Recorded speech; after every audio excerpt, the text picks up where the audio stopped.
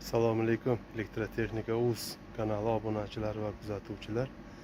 Bizning kanalimizga ko'plab savollar tushdi oxirgi vaqtlar quyosh panellari haqida. Hozir qisqacha sizlarga quyosh panellari haqida bir video ko'rsatmoqchiman. Quyosh panellari bizning hududimizda asosiy kamchiligi bu chang to'zon. Agar siz quyosh paneli o'rnatmoqchi bo'lsangiz, buni o'zingizga qulay joyga o'rnatish kerak, yuvishga ham juda oson bo'lishi kerak. Mana biz o'rnatganmiz, mana chang to'zon bo'lib ketgan.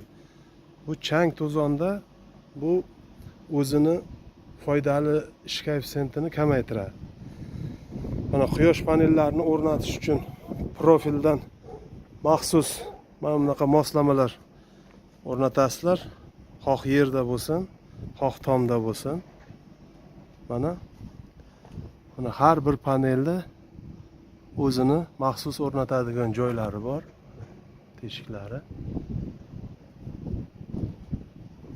Mana har bir panelimizning quvvatini mana sizlarga hozir ko'rsatib o'taman.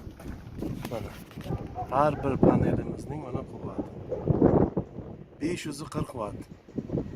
Agar siz 5 kilowatt qo'ymoqchi bo'lsangiz, 5 kilowatt, unda bunaqa paneldan 10 ta qo'yishingiz mumkin.